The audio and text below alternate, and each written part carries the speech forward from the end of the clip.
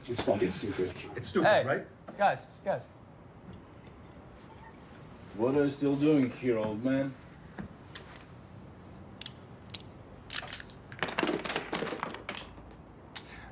I'm gonna fuck you up. I got it.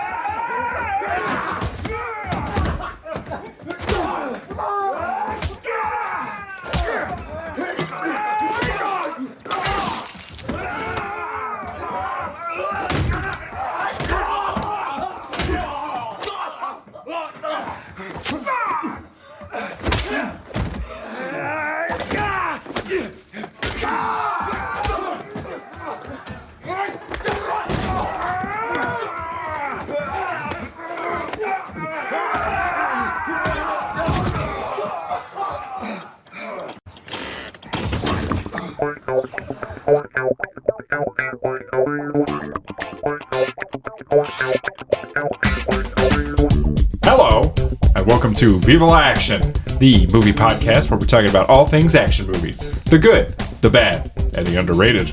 My name is Santi, and with me as always is my co-host, Gary. It's Grayson. Oh.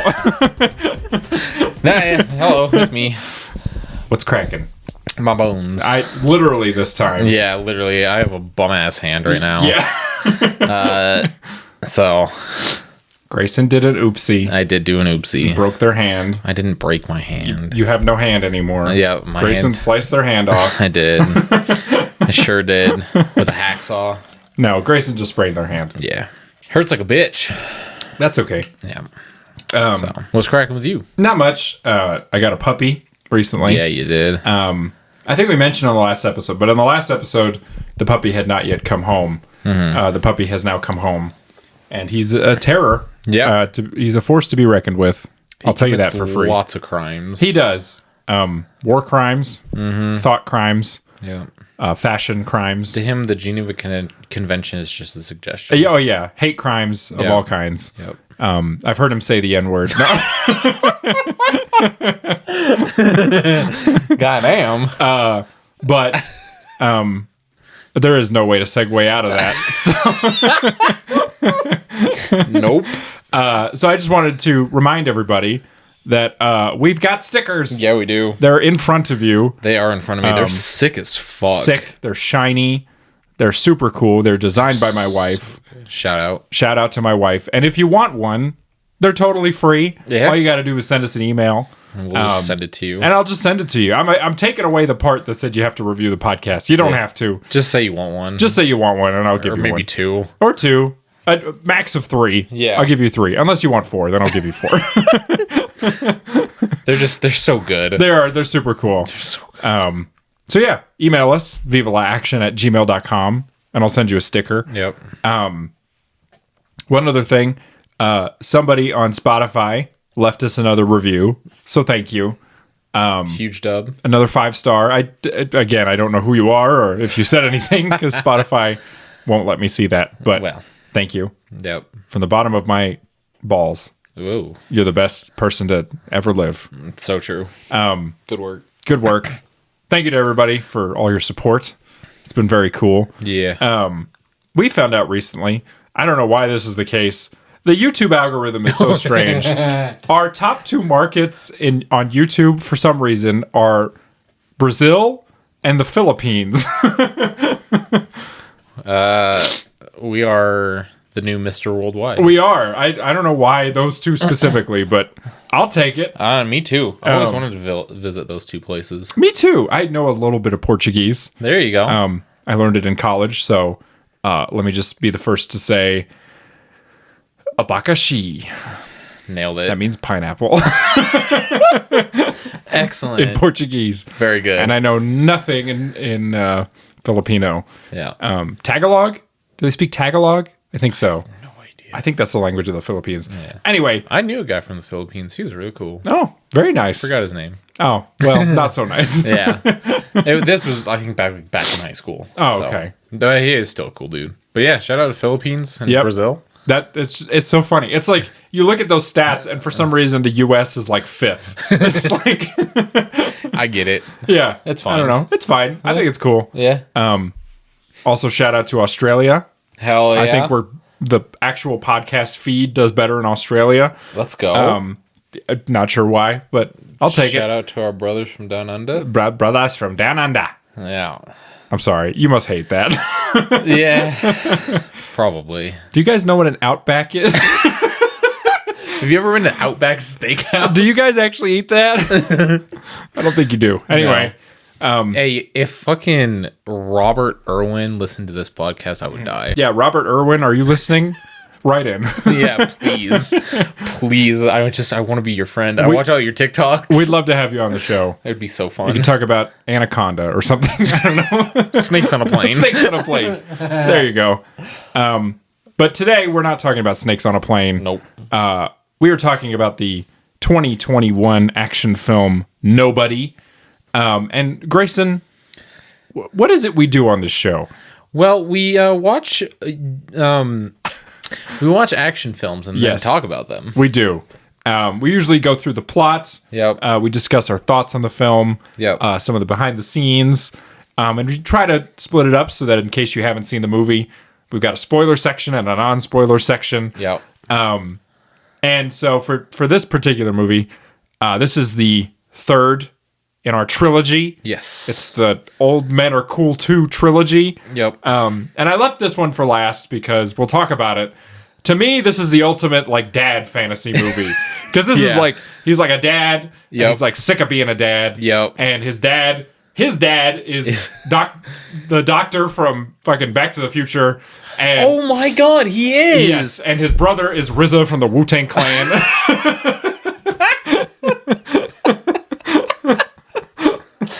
Oh my god, that's so funny. And yeah, anyway, so this is the third in that trilogy. If you haven't listened to the other two episodes, we talked about last week we talked about The Equalizer. Yep. And the week before that we talked about Taken. Yep. So go back and listen to those. They're both great in their own Yep. way. But yeah, like I said, we're talking about Nobody, which came out in 2021. It was written by Derek Kolstad, and it was directed by Ilya Naishuller. We'll talk about him in a minute. The film's producer, David Leitch, as well as the writer, Derek Kolstad, were both the writer and director, respectively, on the first John Wick film. Oh. So there's some similarities here that I'm sure we'll discuss. Nobody stars Bob Odenkirk as Hutch Mansell, with support from Connie Nelson as his wife, Christopher Lloyd as his dad, Alexei Serebrikov as a Russian guy, and RZA from the Wu-Tang Clan, playing pretty much just himself. He ain't nothing to fuck with. He is not, especially not in this movie. No. The film carries an 84% on Rotten Tomatoes critically and a 94% audience score. So very well liked, this movie. Yeah. Unfortunately, nobody does not pass the Bechdel test. No. There's one adult woman in this movie. Yep. And there's a child, but I don't That think they doesn't- actually speak to each other. No. I don't think they do. I don't think they do, which is odd. That's very strange. Okay, the plot synopsis from IMDb. A docile family man slowly reveals his true character after his house gets burgled by two petty thieves, which, coincidentally, leads him into a bloody war with a Russian crime boss. Boom, That's boom, it. boom. That is it. So, before we get into the nitty-gritty of this film, what did you think of it? This shit was batshit insane. It is, yes. It was fucking crazy. It is crazy. I enjoyed it. It's great. I did enjoy it. There were several moments where I laughed out loud. Yeah. Not due to it being funny, due to the absolute insanity that Yes. was occurring. It ramps up like real quick. Fast. So fast. Because one thing, this movie kind of has like, it kind of takes place in like two parts. There's the beginning where we kind of see Hutch and his life and he's kind of living like a Yeah. pretty normal suburban family life. And you Yeah. see he's kind of struggling with that. Yeah. Always forgetting the trash. Yeah, always forgetting the trash. His wife's always taking all the coffee. Yeah. His kids hate him. He works at Not his daughter. not his daughter. His son's kind of a piece of shit, though. Yeah, he's just very, His son kind of sucks, but he's a teenage boy. Yeah. They kind of all suck. We've all been there. We've all been there. So we kind of see that, and then something happens, which it's not really a spoiler, but they have a break-in at their house, and Hutch kind of snaps. Yeah. And the rest of the movie is him going on this violent kind of rampage. Yeah. And it's delightful. Oh my God. Yeah, and this movie's kind of a surprise because Bob Odenkirk, who's the star, he's not an action movie star or anything. In fact, he's never really been in a lot of movies. He's mostly been like a TV guy. So the first part of his career, he was like a writer on SNL. And he did this show called Mr. Show, which was like a comedy thing. And then recently he was in Breaking Bad and its spinoff, which is kind of how I knew him. And then, he was kind of in this movie. And when the trailer came out, I think a lot of people were like, what the hell? What the hell? Bob Odenkirk, what's he doing? But I think he does a great job. Oh, he did fantastic. I think he plays the perfect man on the edge of just fucking complete mental just breakdown. Psycho. Yeah.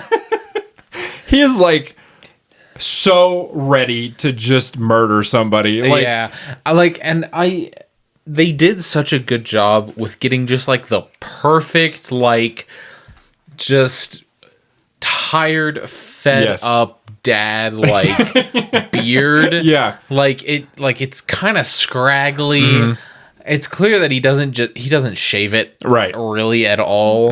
And God damn, does he look tired. He does look tired. They nailed that. God. He looks exhausted the whole movie. Oh man, he's like I don't know what I think he's just like the perfect age, and he looks just malnourished enough to really sell it. Yes, he pulls that off perfectly. Yeah.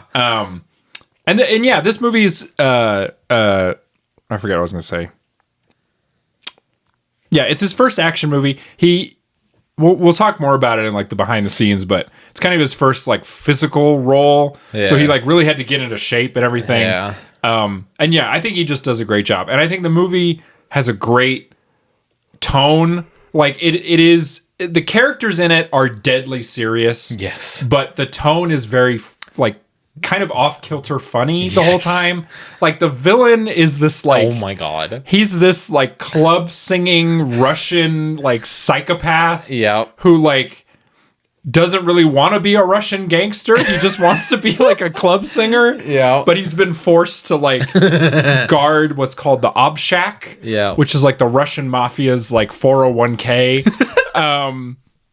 And then there's just like just a weird, like his dad is also like again, no spoilers, his dad gets his own action sequence towards the end of the movie, but I love his dad. He's great. Oh my, he might be the best part of the movie.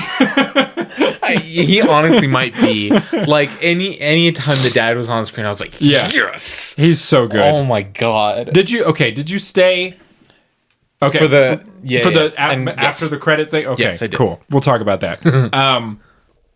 But yeah, that's really all I can say about it without spoiling it. Yeah. Just that it is fantastic. Oh my God. And I would also say, whatever the movie plays a fun trick where it starts a certain way and you think it's going a certain way and then it changes direction. And I think it does so really, really well. It does so good. Because it gives you a different perspective, I think, on the character. Yep. And in comparison to the other two that we've watched, what I like about this movie is Hutch is sort of the opposite of The Equalizer in the sense that what's his name? Robert McCall is very like, he's a man who doesn't want to be violent. Right? Yeah, oh yeah. He hates that part of himself. Yep. It gives him, this anxiety and he's like, but he keeps getting pulled back into it, Yeah. right? He's like, I don't want to do this, but whatever.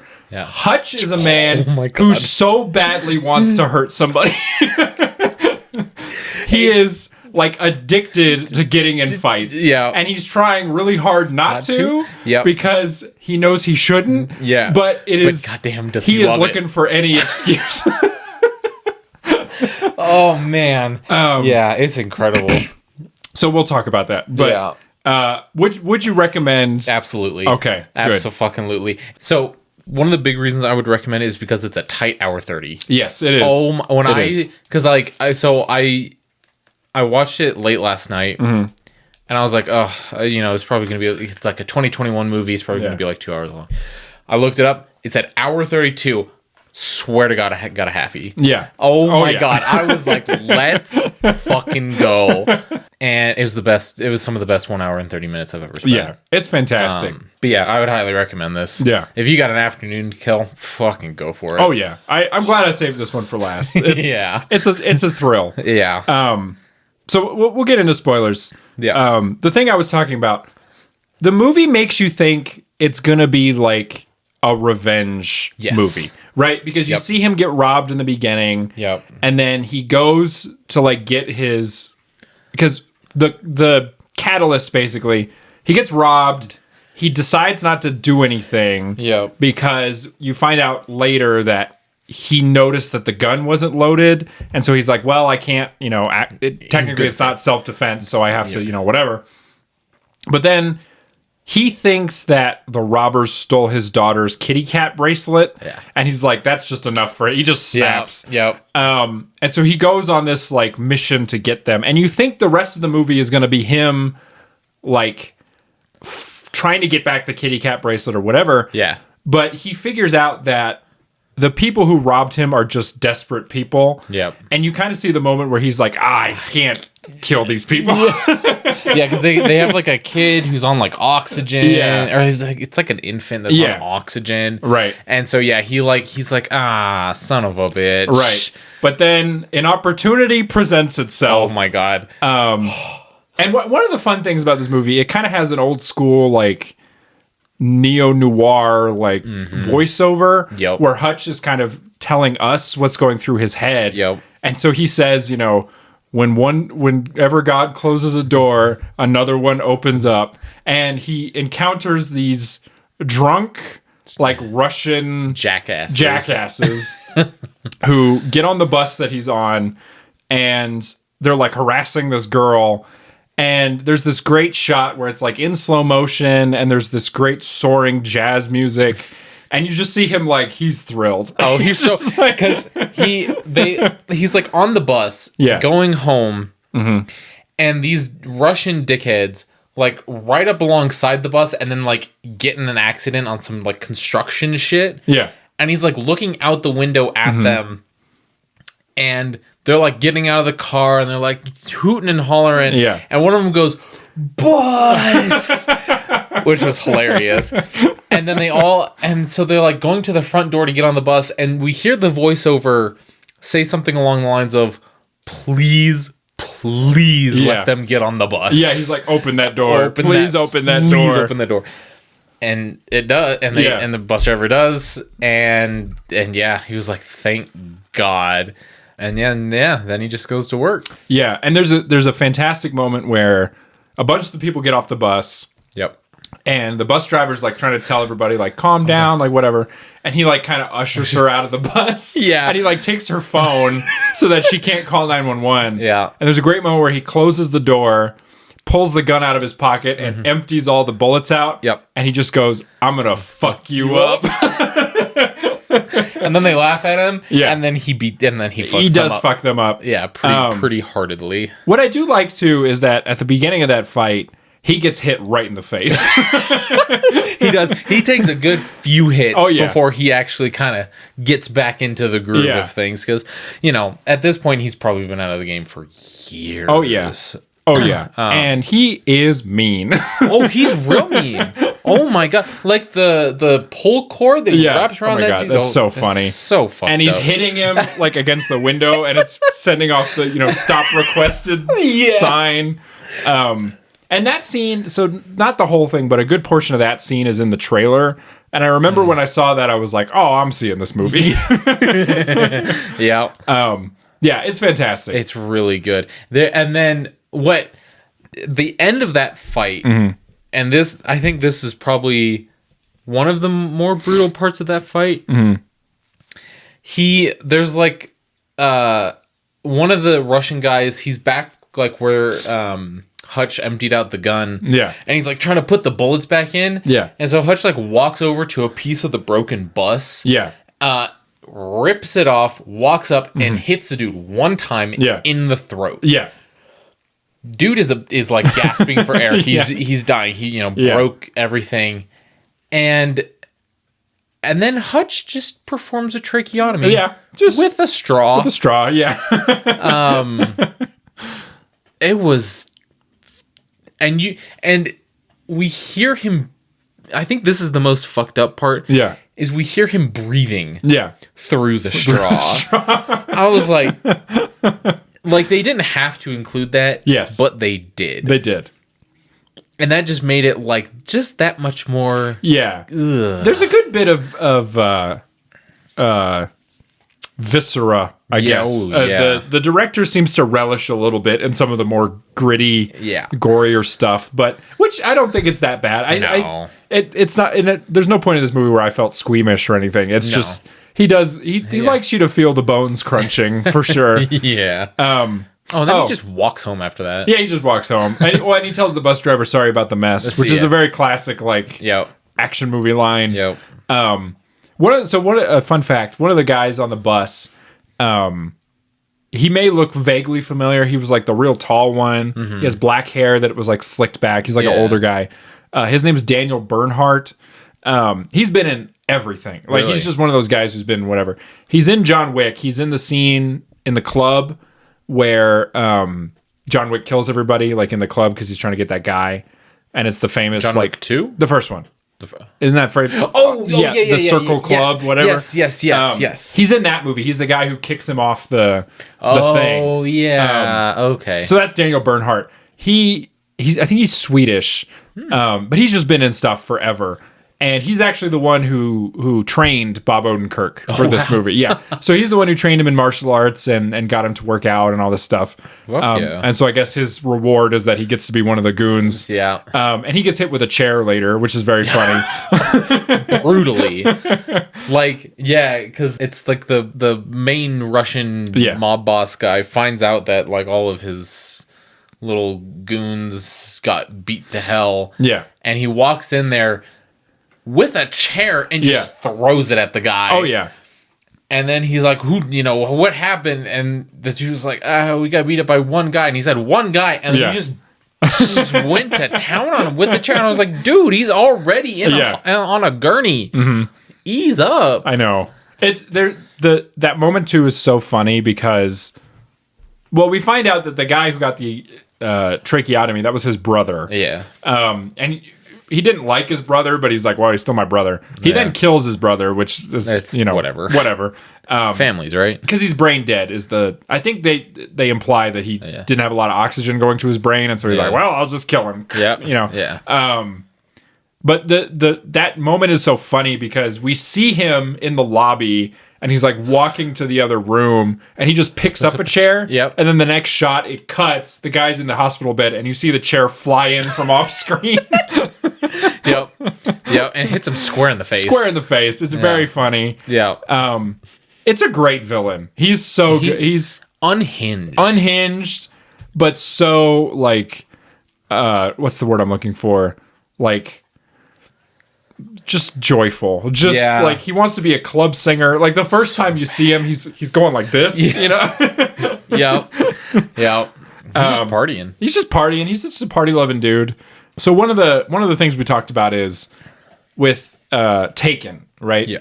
We find out that Liam Neeson's character, who I already Brian Mills, yes, he's part of the shadowy special ops group, right? Yep. And they're called Preventers, right? Yes. So in this one, we find out that Hutch was similarly part of a Black Ops, undercover group or whatever. Yeah. But he's called an auditor. I thought that was badass as fuck. I agree. I think that's a much better name. Yeah. And I do like that they hint kind of at what he does, but they don't ever outright really say. Yeah. He's kind of implied that he's like this hitman for the government. Yeah. Insofar as he's like an internal investigator. Yeah. So he's like, he kind of explains that like whenever the FBI or the CIA or whoever have like a internal problem, he would be the one to take care of it. Yeah. And yeah, because he says that he's like, oh yeah, I can't arrest people. And so he says something like, I just make sure that there's nobody left. Yeah. To arrest or something like that. Yeah, something like that. And we get like, because when the Russian guy finds out, or when he's trying to find out like who the fuck did this to his brother and everything, they find out through Hutch's like Metro card, right? And he has this like lady trying to do research on him. This was funny. And so she like blackmails this guy. Yeah, just some guy. Just some poor idiot. Yeah. She's like, give me everything you have on Hutch, whatever, or I'll send these to your wife. And it's just like him tied up with a dominatrix. Yeah. Typical S&M crap. Right. And he's like, all right, well, I guess I gotta do this now. So he first like tries to look him up on the computer, and it's just his access denied. And he's like, oh, great. So then he has to like go down to the physical files, and he gets the physical files, gets it to her, and she's looking through all of this information, right? And there's like pictures, and they're like fucked up pictures. Yeah, they look really good. And she walks in to the Russian boss. Yeah. Says, I'm good. No need to pay. Throws the folder and walks out. Yeah. Because, this movie does a good job of making a lot of these people know what he is without saying what he is. Right. Because she's terrified. Yeah. She is absolutely scared shitless. Oh, yeah. And even before that, when he's looking for those two people that broke into his house, he ends up at this tattoo parlor because he noticed the tattoo on one of the robbers, and so he ends up at this tattoo shop, and he's like offering money to everybody in there, and he's like holding out this like clipped thing of money. Yeah. And we see just a little tattoo. It's two playing cards. It's a 7 and a 2. And there's a veteran in there as well. Oh, yeah. Who sees that tattoo, stands up, goes, thank you for your service, walks behind this huge metal door, and we hear there's just like all these locks going down. He looks out this like little sliding door and then shuts it. It's very funny. It's so good. I have a little piece of trivia about the tattoo. So excellent. Because I too was confused about that. So I found this on the IMDb trivia page. So again, take it with every grain of salt. But I think this is a good explanation. So the tattoo on Hutch's wrist, which is a 7 of spades and a 2 of diamonds, is statistically the worst possible starting hand you can be dealt in Texas Hold'em, since they are the lowest 2 cards that cannot make a straight. Because there are 4 cards between 2 and 7. And both of them are offsuit, meaning if you ever see these 2 cards, you should fold immediately. Yeah. Because you are most likely never going to win. Also, in tarot readings, the spade/sword is linked to bad luck, death, and violence, while diamonds and coins are linked to money. Translation, this man dealt in death and violence for money. So, but I do like the implication that it's the worst possible hand you could be dealt, and he's basically telling you should fold. Because I will kill you. You know, and he will. Here's something too. I don't know if you noticed this. Did you notice that his dad has the same tattoo? Yes. Oh yeah. Okay. Yeah. Cool. Yeah. I'm like father like son. Oh yes. We should talk about Christopher Lloyd because he's fantastic. Man, he's so good. The moment where he comes hobbling out and he's got like 4 shotguns just around him. Oh my god, it's so good. Yeah, it's hilarious. I also love the moment because there's a minute there where you're sort of scared for his dad because there's the moment where we discover that, you know, Hutch has burned the ob shack, right? And he's gonna go. This mob boss is gonna, you know, try to take out all of Hutch's family and whatever. Yeah. And so we see this shot of these, you know, hitmen basically going to kill Christopher Lloyd. Yeah. And they're kind of sneaking up behind him. And then he's like pretending to be asleep. And one of them steps in front and points a gun at his head. And then you see Christopher Lloyd's eyes flash open and he's got a shotgun under his blanket. It's like a sawed-off double barrel. Oh my god. And he blows one of them away and then kills the other one. And like the guard that's at this like old person's home like wakes up and he comes running in. And yeah, his dad like likes to watch like old westerns and kind of shit like that. And sorry everybody, that was the dog. Why are you trying to eat? Okay. He's ripped out both squeakers from his toy. Okay, that's great. Jesus. Anyway, what's wrong with you? And he has one of them like kind of on his lap and he's covering his mouth. Yeah. Huge shotgun blast hole in his stomach.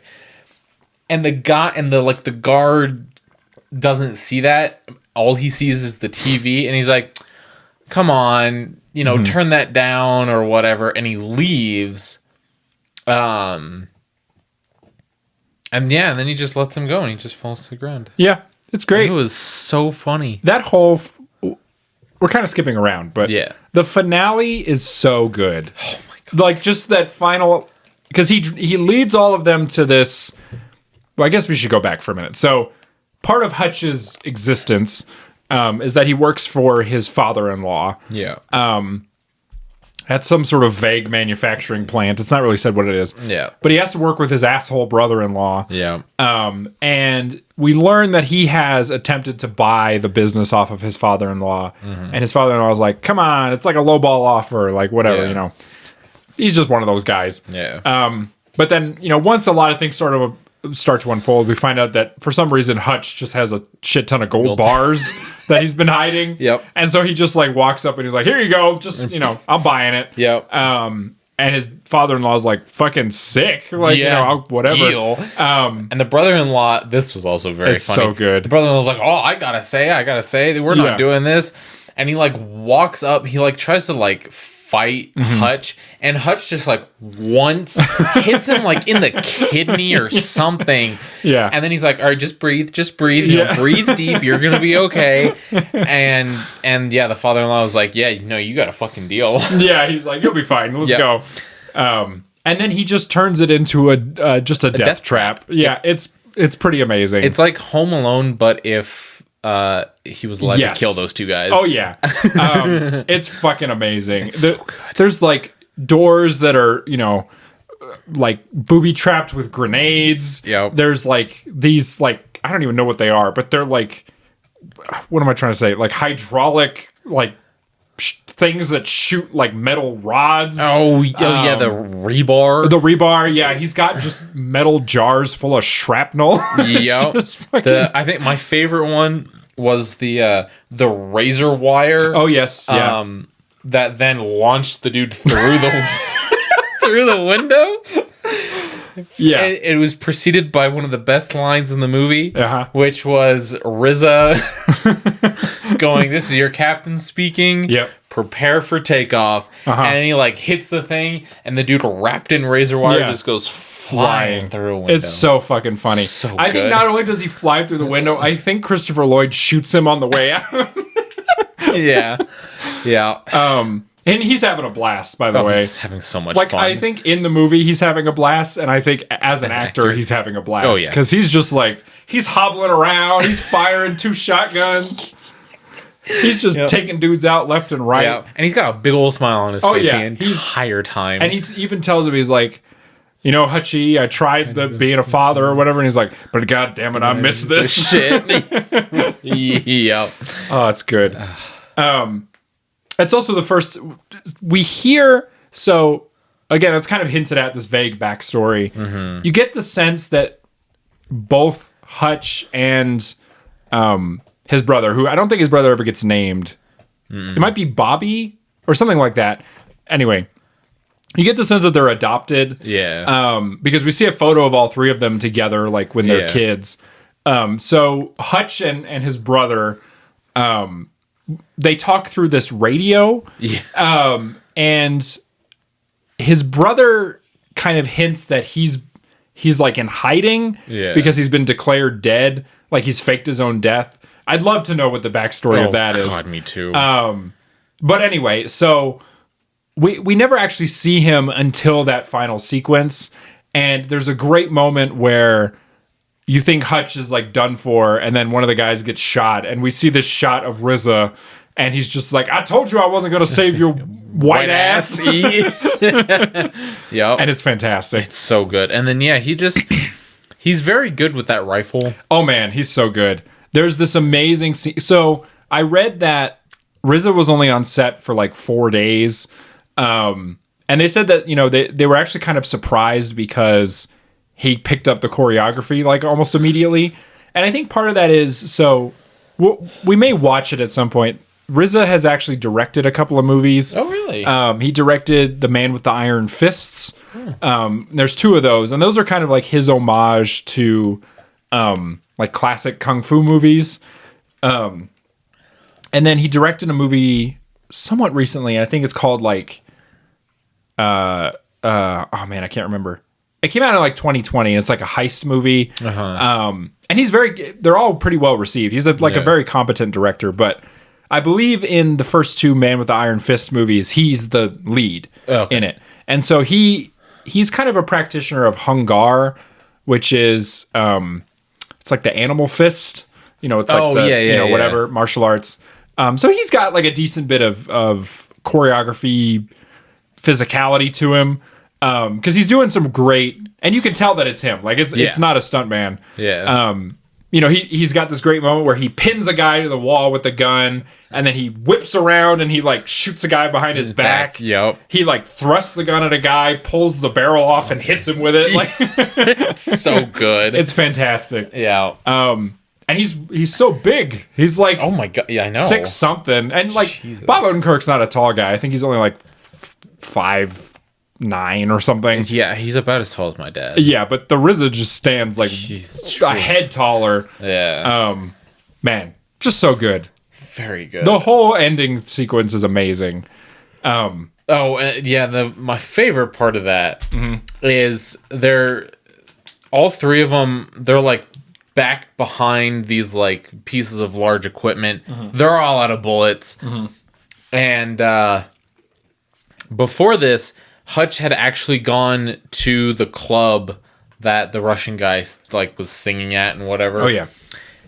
And it was the biggest like slam your dick on the table kind of move. He was sitting front and center of the stage, just eating. Oh yeah. Right? And the Russian dude like stops singing. He walks up and they start having this conversation, and like all of the like mob bosses, like bodyguards or whatever, goons.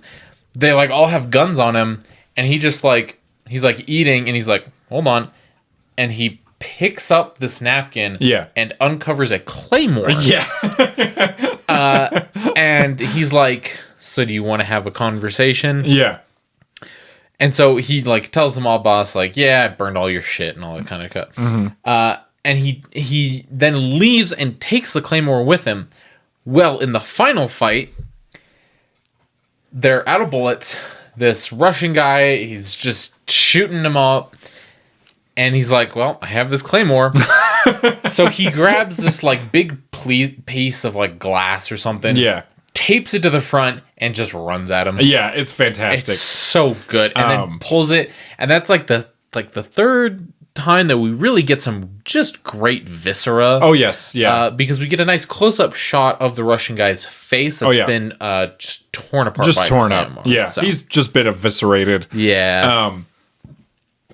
One thing I was thinking about while you were saying that is sort of unrelated. This movie has a great soundtrack. Oh, Mike, I wanted to talk about that. Oh, there were so many songs that I was just singing along to. Yeah, I was like, this fantastic. Bops. There's like great jazz music in it. There's a couple of good like hip hop songs. Yep. Yeah, it's got a great sense of style. The whole thing. Like and the director, he's only directed one other movie up to that point. And have you ever heard of Hardcore Henry? No. So Hardcore Henry, I've not seen all of it. I've only seen pieces of it. It is hailed, and I don't know if this is 100% true. It's hailed as the first-person film. Oh. So it was shot entirely with like a GoPro. Oh, wow. And it's like an action movie. It sort of had a decent budget. And it's about like a guy who becomes like a super soldier. But it's all told from the first person. Wow. It's I haven't finished it, but that movie too has like a good sense of style to it. Yeah. So I think one thing that Ilya is good at is that like he going into the movie, he's got a good sense of what he wants it to look like, what he wants it to feel like. Because he talked about too, like it is an action movie, but there at the heart of it is supposed to kind of be this like, you know, metaphor for getting older and, you know, growing tired of suburbia and losing yourself and whatever. And I just think that he does a great job of wrapping that all up into one just slick, fun, mean package. Yeah, absolutely. And it is mean. It's a very mean movie. So mean. Like, the other really sort of gruesome part is the Russian guy. It's the first time we see him sing on stage, and he like walks up to I guess they're like investors or something. And you know, one of them goes, "Oh, you know, singing and dancing, that seems kind of like, can we really, you know, are you really able to like protect all of these assets and that sort of thing?" Right. And the Russian guy just sort of like nods, and he's holding a glass. It's like a martini glass. He breaks it on the table. Yep. Turns around, walks over to this guy that when he was first approaching, like gave him this like dirty ass look. Yeah. He walks up to this guy, spins him around, and uses the broken glass to shred this dude's face. Oh yeah. It was horrifying. It's pretty horrifying. Yeah. And then he just like walks back and he's like, "Does that answer your question?" And they went, "Message received." Yep. Yeah. There is speaking of that scene, there's a character in it who he's not in the whole movie, which kind of surprised me, but he's like his main bodyguard. Oh yeah. And there's a lot of like humor around that character because he's black, but he's Russian. Yeah. And pretty much everybody he encounters is like, "Oh, I've never seen a black Russian before." Yeah. And he's like, "Yeah, I get that a lot." Yeah. But supposedly, because the director is Russian, so that's why a lot of the like stuff in this is like centered around like Russian gangsters. He talked about how that character is kind of based on real life. Like, he's met a lot of guys like that who you know, they just happen to have a dad who was black and a mom who was Russian or whatever. Yeah. And how it's kind of this funny thing of like, we just don't think about that. Like, you know, any country that, you know, is ethnically one, you know, statistically like one ethnicity, there's always going to be people in it who are, you know, differently colored or whatever.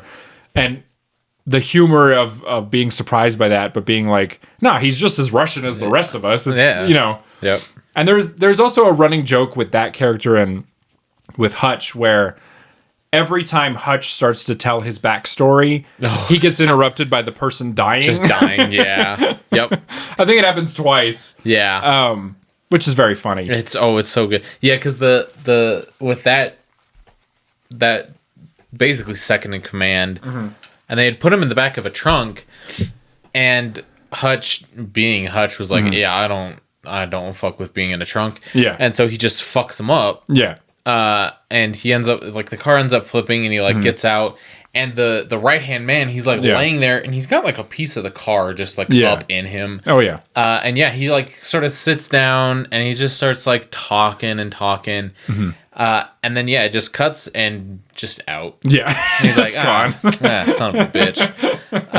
And then he just runs off. Yeah, and then later he's trying to tell the same backstory to like 3 guys who were sort of half dead. Yeah. Who had attacked him at his house. Yeah. And he's like midway through, and then he looks over, and they're all just like like dead.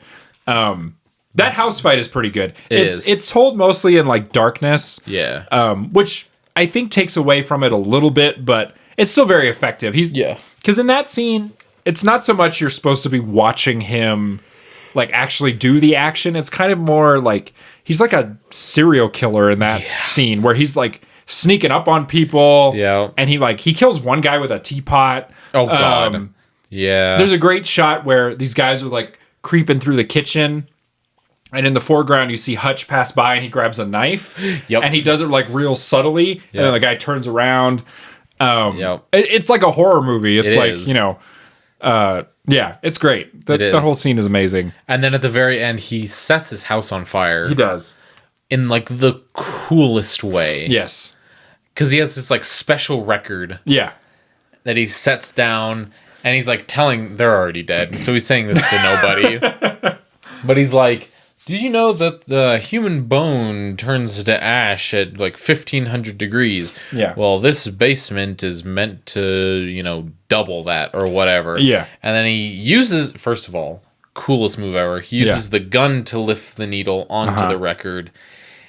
And then it starts to play, and then all of a sudden we see sparks, and then everything goes up. It was the coolest shit ever. There's some great imagery just in general. Like there's just some good, like solid shots. Yeah. Good cinematography. Like the opening scene, which I think is great, like really sets the tone for the whole movie. Yep. Where we see him, this is after the final battle. When you first start the movie, you don't know what's just happened. But he's sitting in an interrogation room. He's got a black eye. Yeah. He's got a kitten like in his shirt, and he's smoking a cigarette. And you're like, what the fuck happened here? Yep. And it does this great thing because we see the 2 interrogators go, who the fuck are you? And he goes, me? And then it cuts to the title, nobody. Yeah. Which I thought, I was like, ooh.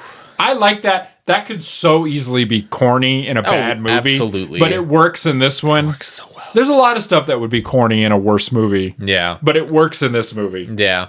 Speaking of that interrogation, going back to the, not knowing really what he does, but people being scared shitless of him. He's like in this interrogation room. He's smoking his cigarette. He's got this cat. Yeah.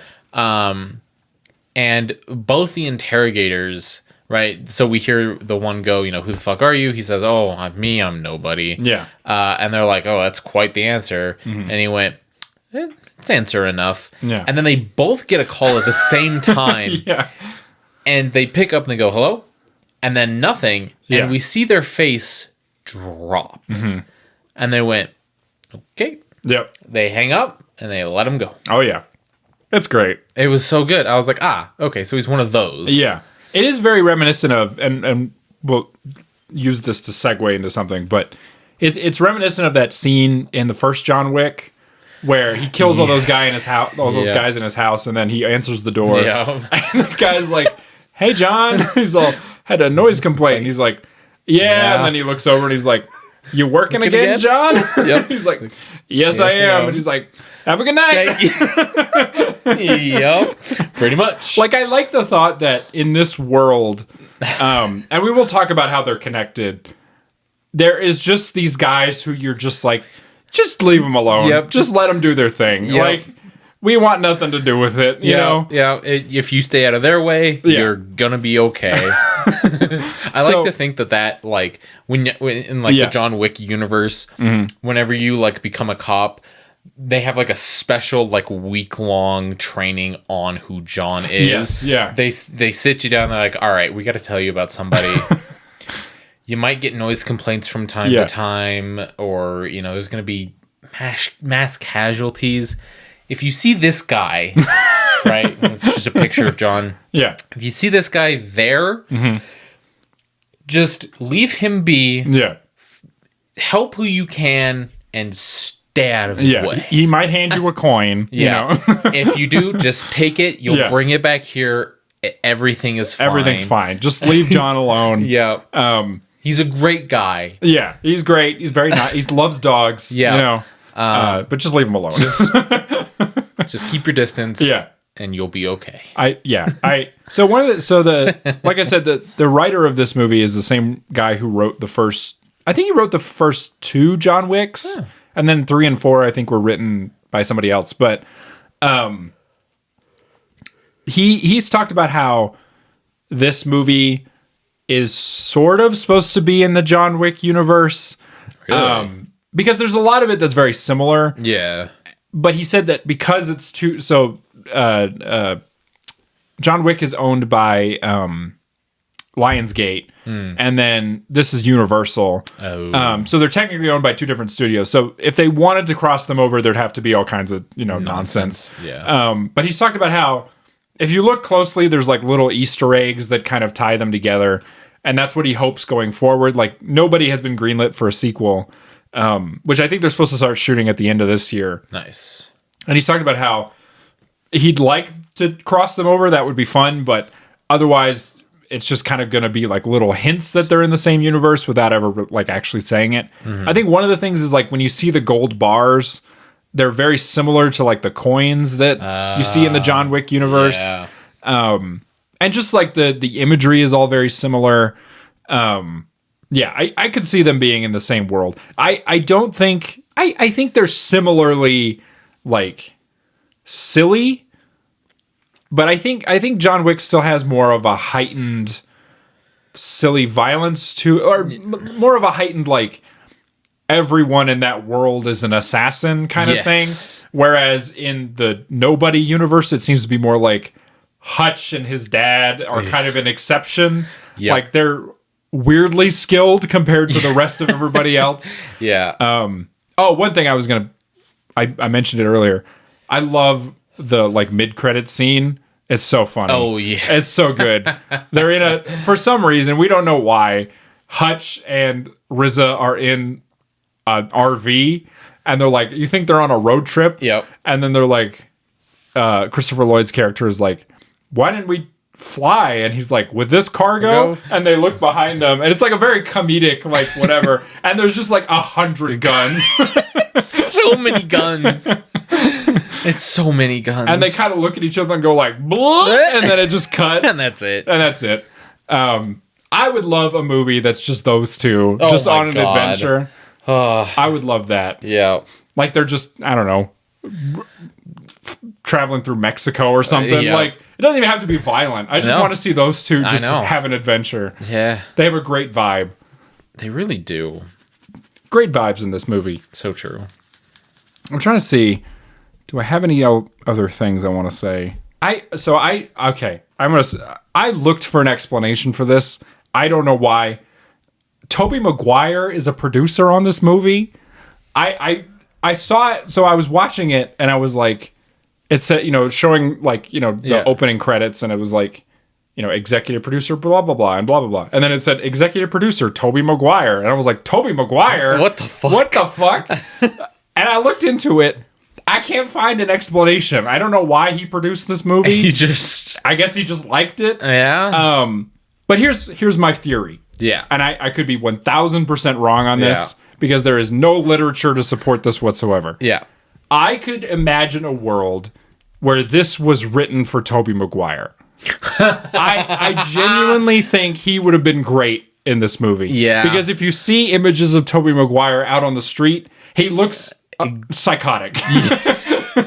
He is on the edge at all times. Yeah. He's always yelling at paparazzi. He's trying to run people over. He's just like, this would have been great. Like that image of like Tobey Maguire with like bloodshot eyes. Yeah. Like he would slot so nicely into this movie. So I could imagine the scenario being, perhaps it was written with him in mind. Yeah. And then he was like, I don't really act a lot anymore. Yeah. But I'll produce it, and hey, I know this guy, Bob, and he'll do it. You know, I could see that being the case. I've seen a lot of them saying like, oh, no, it was written for Bob Odenkirk specifically. And I'm sure that may be true to an extent, but I could definitely see that being like, Oh, yeah. because I think he would work for that movie 100%. Oh, for sure. Especially modern day Tobey Maguire, where he is just like, he is on the edge of snapping. Yeah. Wow. Yeah. Just a fun thing. I didn't even notice that. Here I am stirring up a rumor about a movie that came out 3 years ago. I know, right? We'll start just being conspiracy theorists about these things. Yeah. One thing I wrote, that lasagna he makes looks really good. Oh, that lasagna does look very looked fire. good. Oh, God. Apparently there was a debate on set about whether or not you should put Parmesan on top of a lasagna. Absolutely, you should. Yeah, you should. Here's my thing, right, with cheese. Yeah. There are very few savory dishes that cheese does not enhance. So true. So if you want to put cheese on your whatever it is, fucking go nuts. Do it. Nobody's going to fucking stop you. Food elitists are way worse than any other elitist. Oh, 100%. Like, movie elitists are annoying, but food elitists, it's like, shut the hell up. You know what I mean? Yeah. Like, here's my thing, right? If I get a steak, like a nice, juicy steak, right? Mm-hmm. There's no way in hell that I'm going to eat it well done, right? That's just personal preference. Yeah. But if somebody wants to, who cares? Yeah, exactly. Let them. Yeah. You know? They're not hurting nobody. No, they're paying for it. Yeah. If they want to eat a well-done steak with ketchup, go ahead. Go for it. I think it's weird, but I don't care at the end of the day. Yeah. If you want ketchup on your eggs, go nuts. Sure. You know? Do whatever you want. Yep. If you want... Beans on toast, though. Beans on toast is a little weird. I'm against that. That's where I draw the line. I draw the line at the British. Yeah. Anything the British are doing with food. Yeah. Just first of all, they stole knock it off. Yeah. They stole it, and they're not even using the spices that they stole. I know. So the national. I will never get over this. Yeah. The national food of of England. Yeah. Is curry. A food they stole. They don't even make it right. I know. Fuck, now I want curry. I also want curry. But how can you make your national dish a thing that didn't originate in your country? Exactly. Like, you have spotted dick. Just make it that. Spotted dick. I think it's like a pudding or a jello or something. I think it is a pudding. Just make spotted dick because or it's a blood. No, blood sausage is blood sausage. Yeah, or is that spotted dick? What's a spotted dick? I'm really scared to Google spotted dick. I'm gonna do it in incognito just in case. Yeah.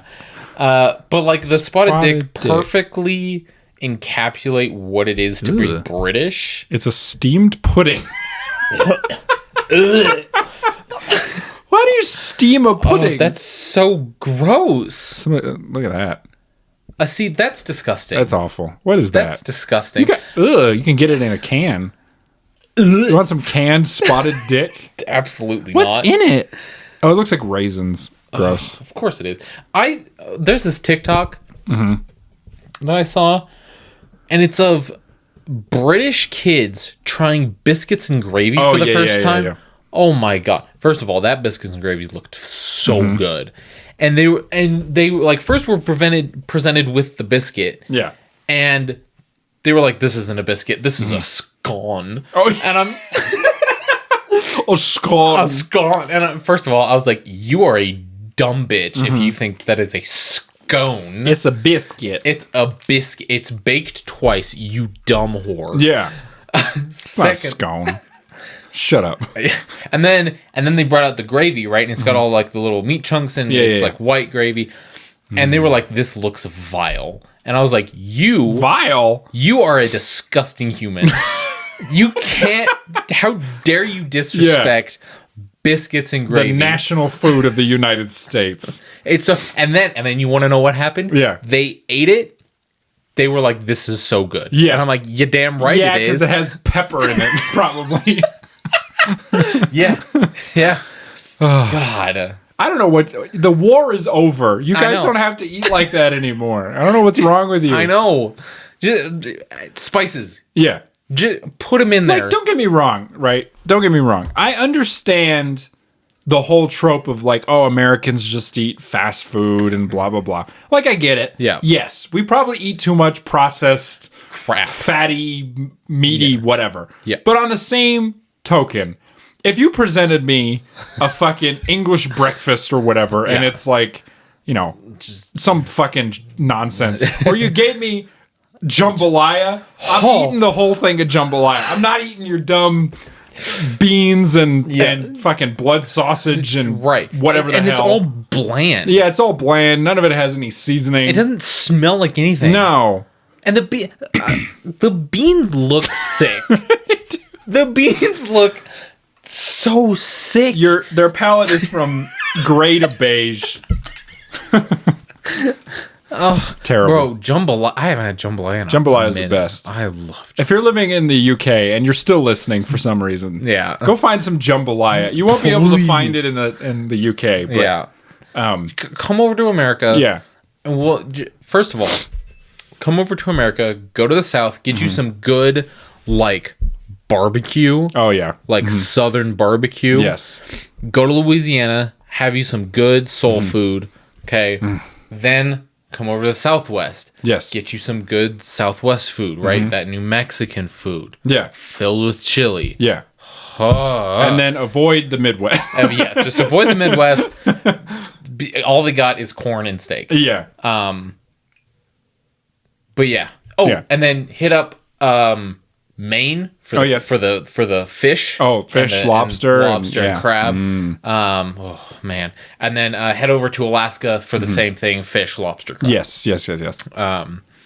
Anyway, that's been our it's becoming a weekly segment where we attempt to dunk on another country for no reason. It's usually the British. It's usually the British or the French, as it was a couple weeks ago. Yeah. Which I then felt bad about because I looked at our stats and we have like 2% of our listeners are from France or something, and I felt kind of bad. Oh, sorry guys. They're not listening anymore. Don't feel bad. It's fine. We got the Philippines now. Hell yeah. And they know how to season their food. Oh, man. Although they eat balut, so I don't know. It's okay. No, to be fair, balut strikes me as one of those things that 90% of people do not eat. Yeah. But they present it all the time as like, look at this, you know? And people are like, whoa. Yeah. Anyway. Yeah. It's like Rocky Mountain oysters, you know? Yeah. Like most people don't really eat them. No. Or chicken hearts or something like that. Yeah. You know? It's like most people don't eat that, but we present it just to be like, hey. It's a thing. It's a thing. Anyway, that has nothing to do with this movie. No. God, I'm hungry now. I know, me too. What other country can we just absolutely dunk on?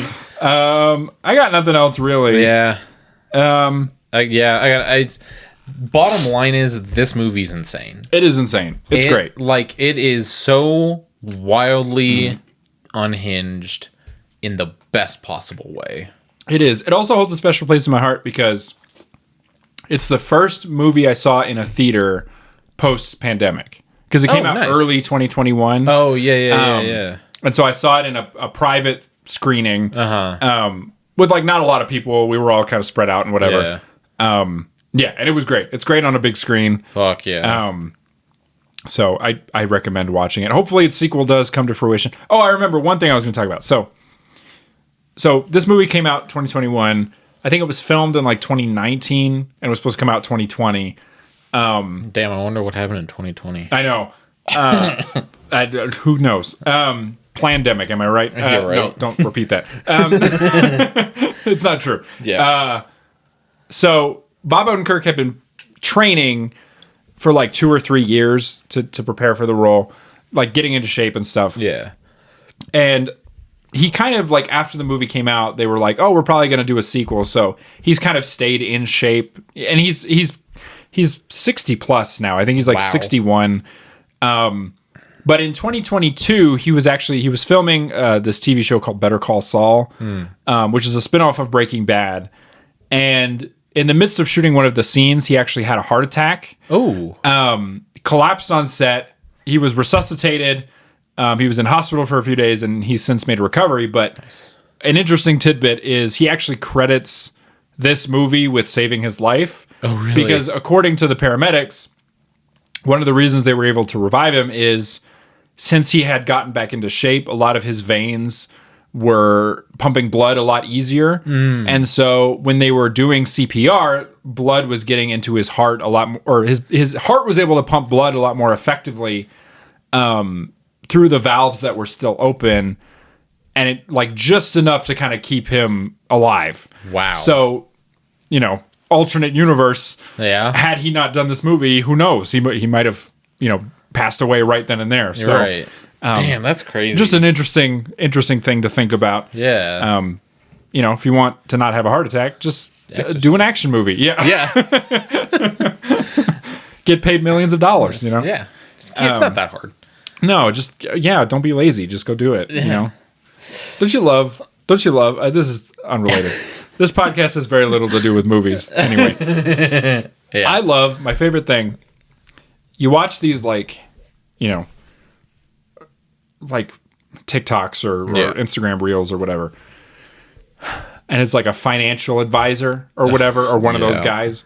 And their advice is always just like, well, just, don't be lazy. Right. And it's like, wow, Doc, wish I'd thought of that. I know. Just invest in a $10,000 housing community and then liquidate it, and then you make $250,000. Just do it. It's just a bunch of nonsense. Right. Yeah. Let me just rack up $10K real quick. Yeah. You bitch. It's like that lady, and she went kind of semi-viral, and everybody dunked on her for very good reason, where she was like, here's how I'm going to make my first million in whatever. And then she was like, I work for my dad's company where I make 100,000. And it's like, the second you say that, shut the hell up. Shut up. Shut up. Just shush. I'm sorry. Yeah.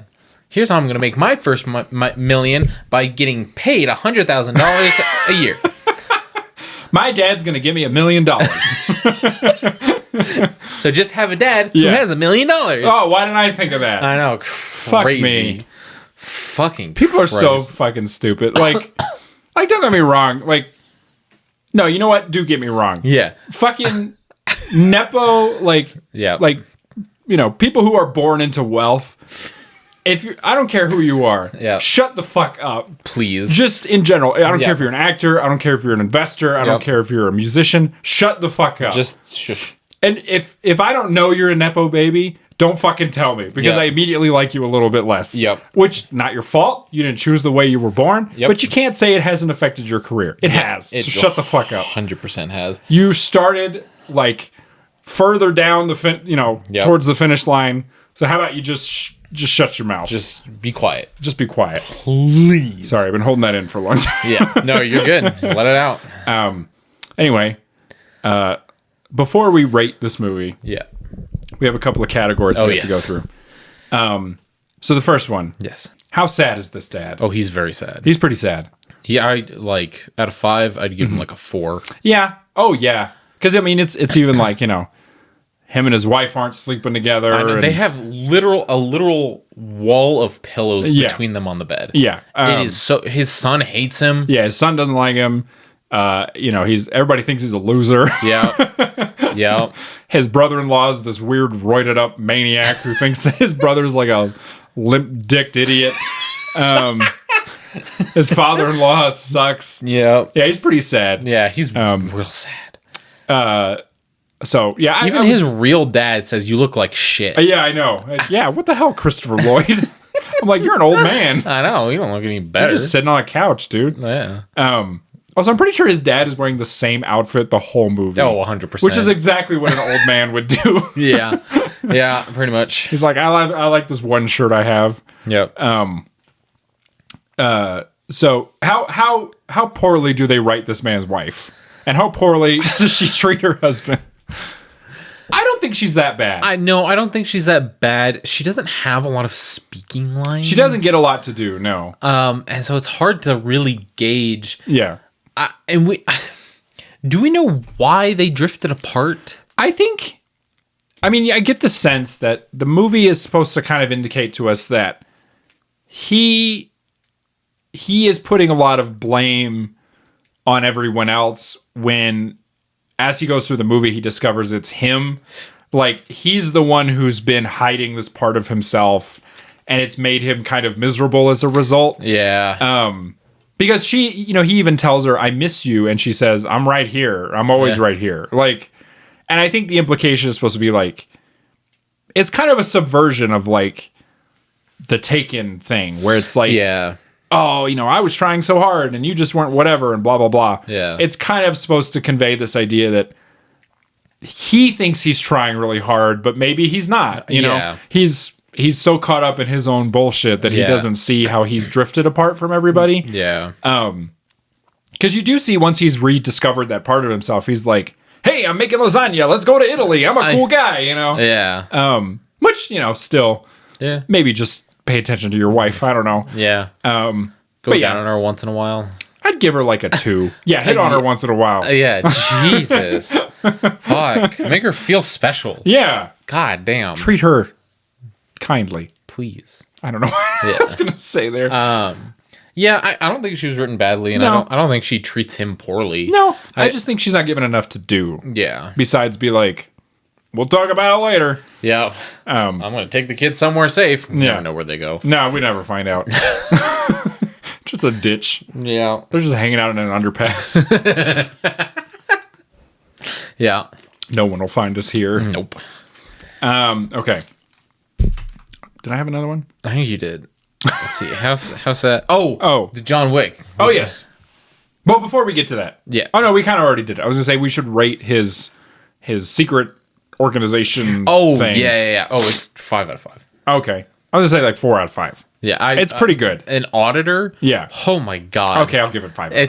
That's so and cool. The tattoo thing is cool. That is very cool. I think that's a good detail. Yeah. And I think what goes like really helps sell it on the 5 out of 5 is the fact that he wants it so bad. Yeah.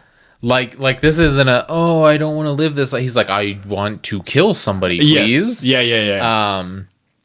And it seems like he's proud of being an auditor. Yeah. Because I'm just trying to put myself in like somebody's shoes who's like, somebody comes in and they're like, hey, we just got word that an auditor's coming. And you're like, oh, that's fine. Our money's fine. And they went, no. Yeah. An auditor. Right. And then you go, oh, okay, great. I'm going to kill myself now. Cool. Yeah. And so it's that idea. Yeah. No, I agree. Yeah. I agree. Okay. Let's talk about this because I introduced it. Yeah. So we have to talk about it. Yeah. How do you think he does against John Wick? I don't know. I don't know either. I think they're pretty even. Yeah. Because even like we talked about like with the Equalizer, Robert McCall's not a physical match for John Wick. Like he's just an old man who happens to be really good at murdering people. Whereas Hutch, even though I would say him and John Wick are equally aged, like they're both about 60. Yeah. Or in this movie, they would have been both like late 50s. Yeah. Hutch is very fit. Like we see that. He can still do pull-ups. He can run. He can, go hand to hand. And I would say much like John Wick, he's very resourceful. Yes. He's very willing to pick up a thing and hit you with it. Yeah. And I think like John Wick, he can take a lot of a beating. But I do think he's not quite as... I don't know. He's more of a scrapper than John Wick. Yeah. John Wick is much more efficient. Yes. Like he's much more like... I don't know. He's got that superhuman kind of thing. Whereas Hutch is like... You could imagine that guy in real life. Yes. You know what I mean? Oh, You see that guy in a bar. Yeah. This like normal looking man who can kill you for no reason. Yeah. And there's a certain brutality behind him as well. Yes. Like you were saying, John Wick is very efficient. Yes. Right? He'll 2 in the chest, 1 in the head. Mm-hmm. Right? And that's it. Hutch will keep hitting you. Yeah. And hitting you and hitting you until you are dead. Yeah. And I think your dad told you this whenever you get in a fight, you get them down and you don't let them up. Yes, yeah. Don't let him get back up. Yeah. Right. Hutch, I feel like, has that mentality, right? Where he's like, I am going to do everything. I don't care what happens. Yeah. I will do everything in my power to make sure that you no longer breathe. Right. And I think too, John Wick doesn't seem to have enjoyment. No. Like John Wick is very like, I'm just gonna get this done. Yes. Like to him, he's like a janitor. He's like, it's a job. It's a job. Whereas Hutch is like, I love this. This is great. I'm having a great time. Yeah, and I think that is kind of what would put maybe Hutch just slightly ahead of John. Maybe because he's passionate about it.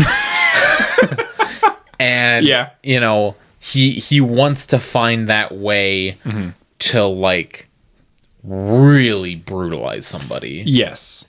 I will say this though, in John Wick's defense, he's much bigger. Oh yeah. Because Keanu Reeves, you know, if we're going based on real life height, Bob Odenkirk's like 5'8", 5'9". Keanu Reeves is like 6'1". So he's got inches on him height wise, and so he's got more reach. Yeah. And I think John is a better shot. Oh, absolutely. I mean, again, it's just it's movie, you know, magic. It doesn't really mean anything, but we never really see Hutch doing headshots. No. It's more like body shots and he's using a lot of bullets because he's not that precise. Right. Whereas John is much more like, you know, like you said, chest, head, chest, head, chest, you know. Yeah. And then he'll roll on the floor and grab your head and then shoot you in the head. Like he's not messing around. Like no, he's not wasting bullets. Yeah. And he counts his bullets, right? Yes. Because we see in the second one, right, going through down the under or like getting set up. He's got his pistols and he gets down there and then he's got his shotgun and then he gets his big like rifle.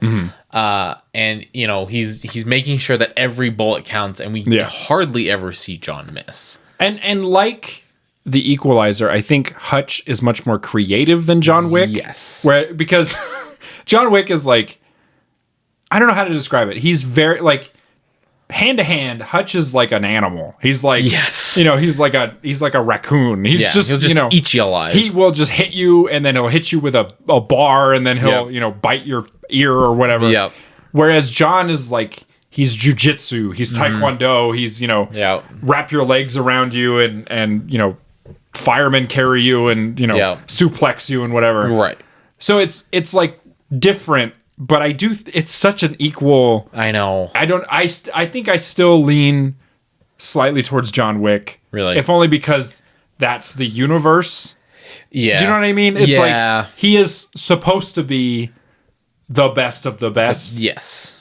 Whereas Hutch, you kind of get the feeling he's really good at what he does, but he's one of a bunch of guys who can do that. Yeah. You know what I mean? Like he just happened to be in this situation. Yes. Because you even get the sense like he's not even better than his brother or his dad. Right. Like he just happens to be the one who set it all off. Yes. So I do think I'd still give it to John Wick. Yeah. If it was like a group fight, like if, you know, it was John Wick versus the three of them, he'd get creamed. Oh, absolutely. Because they would just beat him up and just kick him. But and I don't know, I think even gun to gun, I think John Wick is better. But it could be like the Equalizer thing too, though. If like, you know, he had time to prepare. Yeah. Maybe Hutch does better. I don't know. Right. Yeah. It's a tough call. This I think is like the toughest call because like I don't know. Like I can see Hutch getting lucky and coming out on top and hand to hand. Yeah. But at the same time, I'm like we've seen 4 movies of John. Yeah. Just going bananas on people. Yeah, and I do think, you know, like it's a fictional universe, so you can only take this into account so much. But in my head, it's kind of like Bruce Lee fighting Muhammad Ali. Yes. You know what I mean? Yeah. Like yes, Bruce Lee was very skilled, and he was a great martial artist, and, you know, hands are deadly weapons or whatever. But also, Muhammad Ali was like 6'2" and 280, and so could just hold his hand out and hold Bruce Lee's head. And, it's having, you know, a Corvette versus a tank. Yes, yeah. Right? Who's going to pretty much the tank? Yeah. You can't dispute size in a hand-to-hand fight.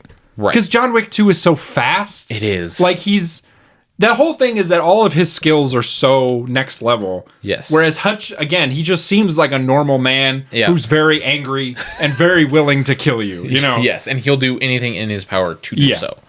And I think those are different in my head. And it is. And I think that might be one of the big downsides is that Hutch wouldn't be thinking through some of what he was doing. Right, exactly. And John is very calculated. Yes, yeah. Right? He knows how to exploit all of your weaknesses, and he just, like we said, it is a job, and he will finish it. Like, again, we see...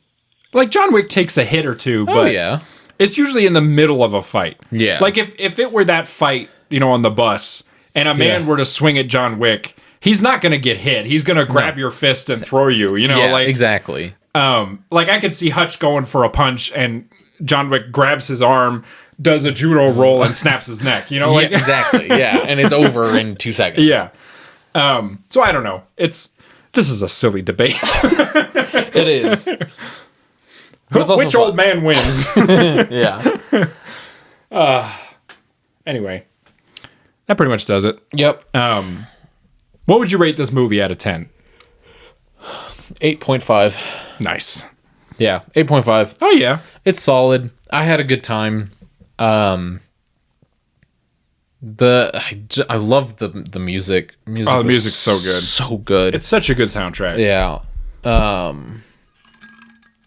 Yeah, it's a solid.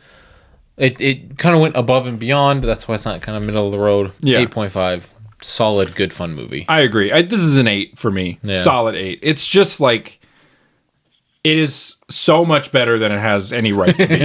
Yeah. It's sleek, it's efficient, it's short, it's brutal, it's any adjective you want to throw at it. It's just good. It's like I said, it's better than it has any right to be. Yeah. So yeah, that's an 8. 8 out of 10 from me. There you go. So that brings us to our next segment, which is what did I call it last time? Editor's Picks. Oh, yeah. Yes. Which is the segment where Grayson and I each recommend a film for you to watch. It could be in theaters. It could be out of theaters. It could be an old movie. It could be a new movie. Yep.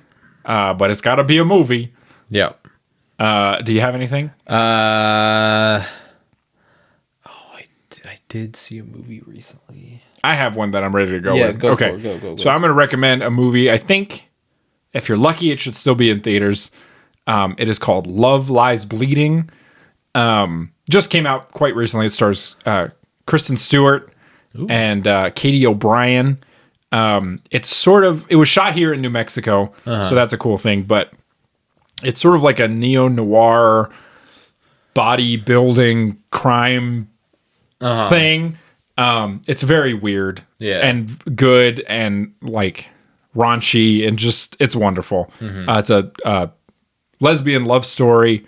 It's great. Nice. If you can go see it in a theater that's playing it, go watch it. There you go. I wouldn't recommend taking your kids, but you know, there you go. it's a good time. It gets real weird. If you don't like weird movies, don't watch it. But yeah, it gets kind of off the wall towards the end. But yeah, I really liked it. Yeah. All right.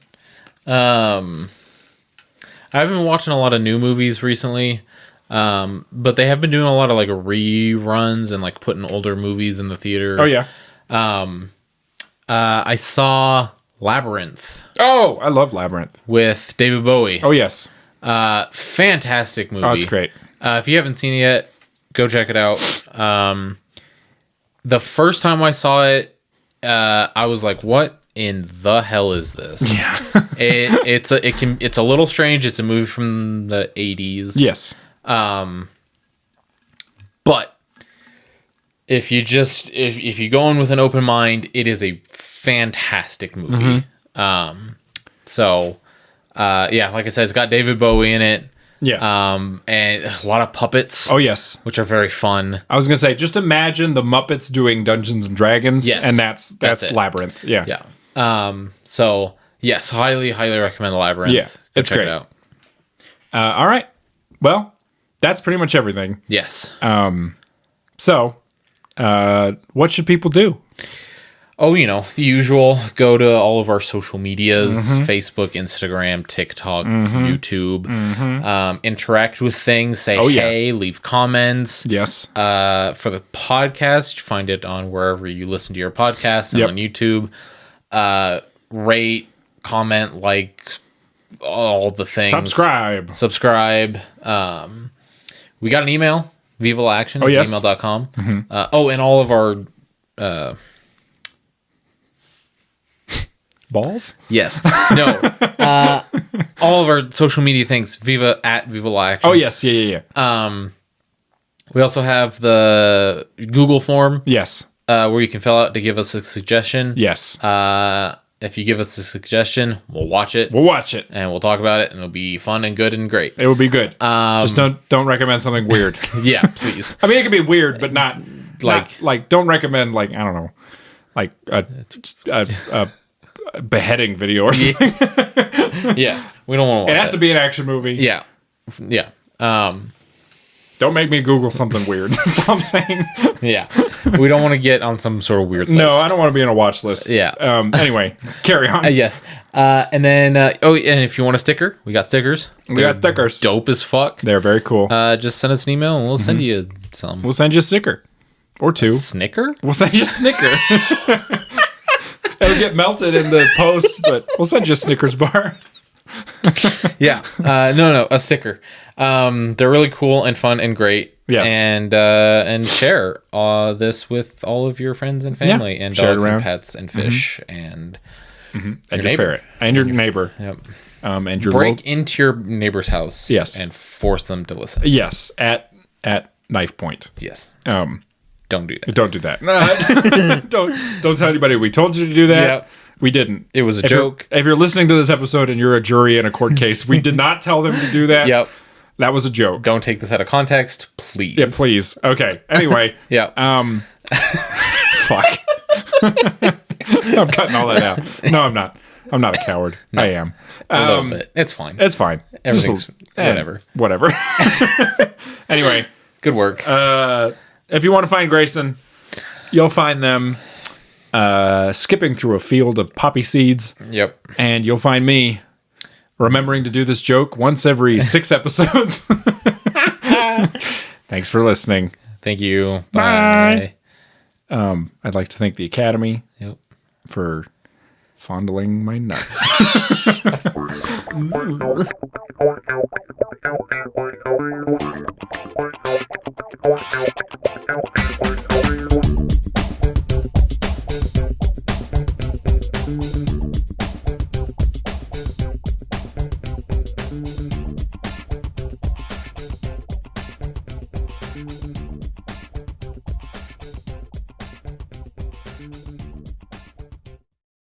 Yeah, we are. It's after the episode. Yep.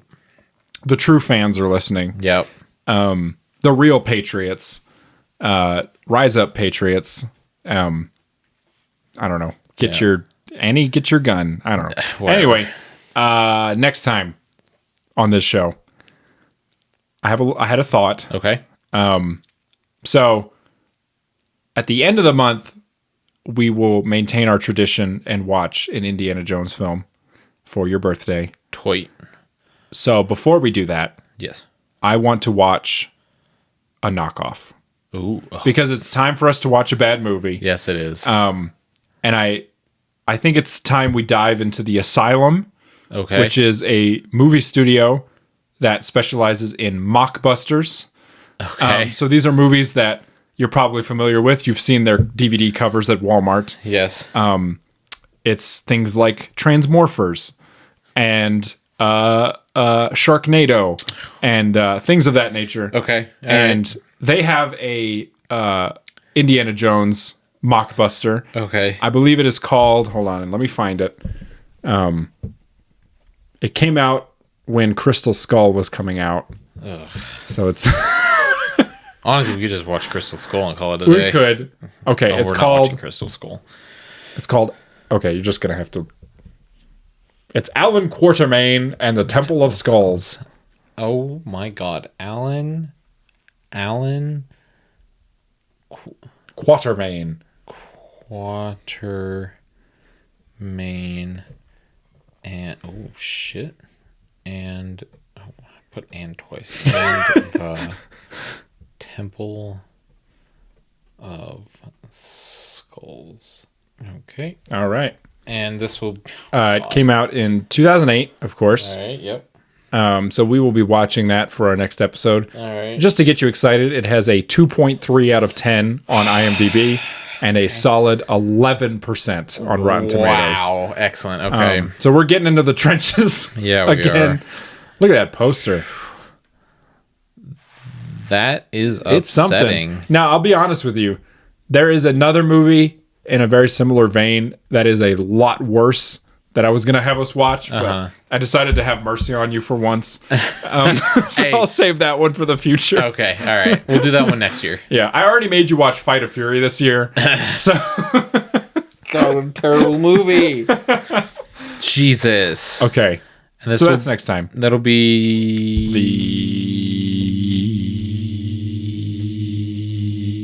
Pulling up my calendar. It'll be the 21st. Yes, because next weekend I have stuff. Okay. So yeah, the 21st, and then when we come back on the 5th, we will watch Temple of Doom. Temple of Doom. Boom, boom, Boom, boom, boom. Okay. Anyway, Saturday, April 20th. Hey, that's 420. That's when I'm going to be watching. The blaze movie. it. I will. I'm sure. Yeah, I was gonna say, make sure you get good and high before Oh, you yeah. watch it. You might enjoy it. You never know. Maybe? No, you won't. You won't. I watched it. You won't like it. All right. You in particular will not like it. Okay. All right. Anyway, I'll muscle through. thanks for watching. Yep, thank Listening. you. Fuck. Anyway, have a good night. Yep. Or day. Or Whatever. whatever. Fuck off. Bye.